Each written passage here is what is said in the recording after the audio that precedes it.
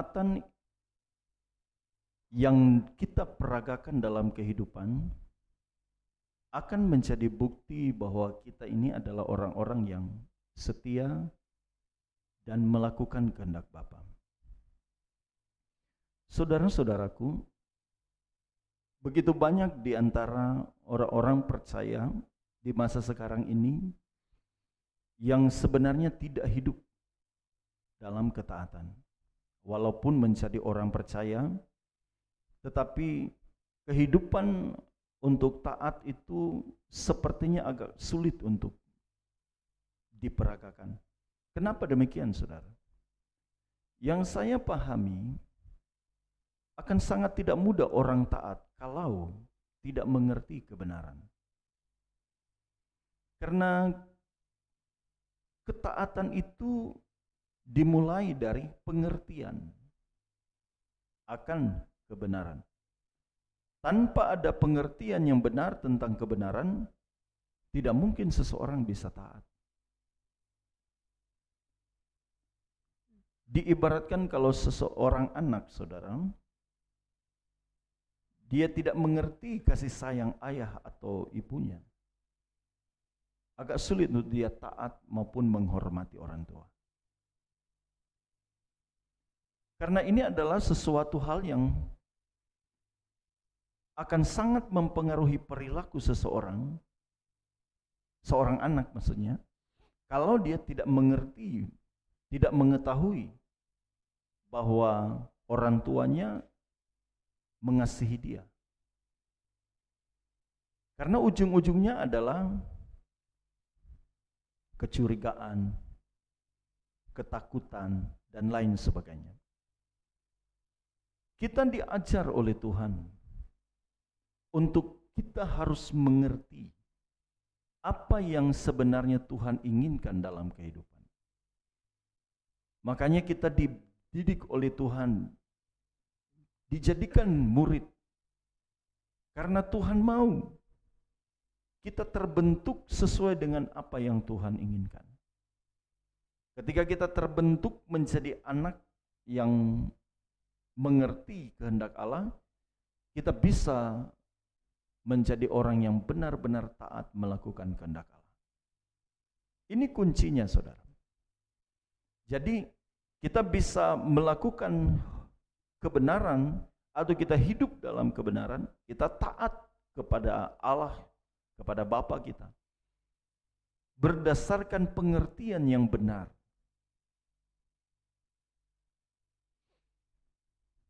Atau saudara, bisa saja kita mau taat, tetapi kalau kita tidak mengerti benar tentang kebenaran, ujung-ujungnya penyesatan. Kita berjuang habis-habisan sampai Alkitab berkata, engkau berseru-seru namaku Tuhan, Tuhan. Melakukan mujizat, melakukan banyak hal. Tetapi ujung-ujungnya Tuhan menolak karena dia tidak mengenal kita. Kenapa? Kurangnya pemahaman. Jadi sangat penting kita mengerti kehendak Allah.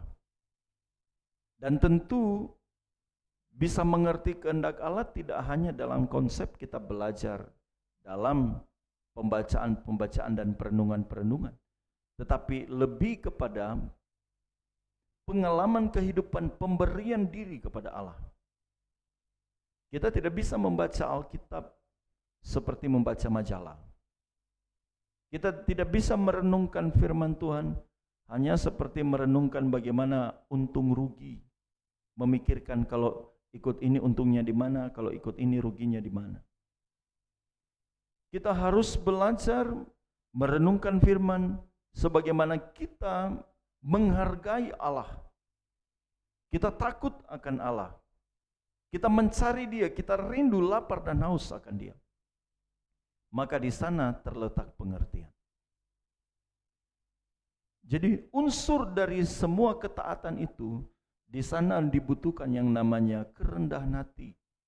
Saudara harus lapar dan haus akan Dia. Saudara dan saya harus benar-benar bergumul untuk mau belajar tunduk di hadapannya. Baru kalau saudara bisa mengerti, sesudah mengerti saudara bisa taat. Saudara-saudara, ini yang akhirnya tidak mudah seseorang untuk bisa taat.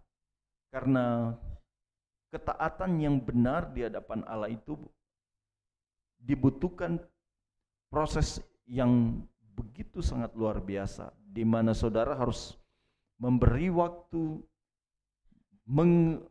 merenungkan sejenak kebaikan Allah, benar-benar lapar dan haus akan Allah, baru benar-benar kita bisa taat yang sesuai dengan kehendak Allah.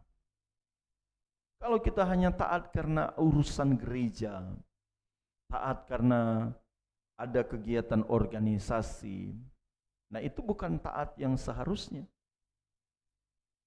Ketika dalam Kisah Para Rasul, ketika Petrus dan Yohanes dihadapkan ke mahkamah agama, Petrus dan Yohanes diarahkan untuk mereka menolak Yesus. Jangan mengajarkan tentang Yesus. Tinggalkan pengajaran yang demikian. Tetapi apa yang dikatakan oleh Petrus dan Yohanes? Silakan kamu putuskan sendiri, manakah yang benar di hadapan Allah? Taat kepada kamu atau taat kepada Allah? Karena tidak mungkin Petrus dan Yohanes menyangkali apa yang telah mereka rasakan, alami. Di mana mereka berjalan bersama dengan Yesus. Mereka melihat bagaimana kehidupan anak Allah yang diperagakan. Petrus dan Yohanes mengerti bagaimana kehidupan Yesus. Petrus dan Yohanes mengerti bahwa mereka mempercayai sosok yang benar. Dengan cara apa? Dengan pengalaman perjalanan kehidupan. Mereka melihat, mereka merasakan, dan mereka memberitakan. Mereka taat. Sehingga ketika mahkamah agama mencoba untuk menghentikan pergerakan mereka, mereka menantang mahkamah agama dan berkata, manakah kami harus, kepada siapakah kami harus taat? Kepada Allah atau kepada kamu? Kepada manusia?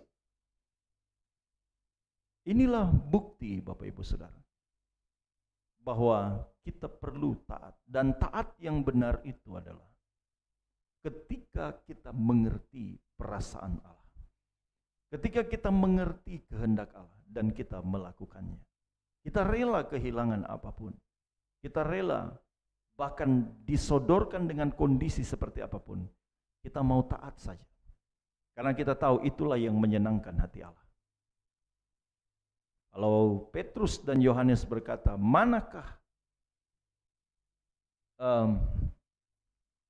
yang benar di hadapan Allah? Taat kepada Allah atau taat kepada manusia? Tentu yang benar di hadapan Allah adalah taat kepadanya. Dan ini membutuhkan pengertian yang kuat. Jadi Bapak Ibu Saudara, dalam perenungan ini mari kita tetap berusaha untuk mengerti kehendak Allah. Karena orang yang mengerti kehendak Allah, dia dapat taat sepenuhnya bagi Allah. Kenapa kita sulit menjadi taat? Karena kita tidak mengerti. Karena kita tidak memahami karya Allah yang agung dalam kehidupan kita. Belajarlah mengerti. Bagaimana caranya? Memiliki lapar dan haus akan Allah. Memiliki kasih kepada Allah. Itu membawa kita kepada pengertian yang sempurna. Lakukan setiap saat. Lakukan dalam perjalanan hidup kebenaran itu. Mungkin kita masih belum memahami kebenaran, tetapi belajarlah melakukannya. Mungkin belum dapat efek yang kuat ketika kita melakukan kebenaran, tetapi lakukanlah terus. Karena pengertian itu, iman kita, perbuatan kita akan mendahului pengertian. Jadi kita akan semakin dibukakan tentang kebenaran, semakin disingkapkan tentang Allah. Kalau kita belajar taat, maka Tuhan akan melimpahkan anugerah yang tidak terbatas bagi saudara dan saya. Semoga Tuhan memberkati kita di sepanjang hari ini.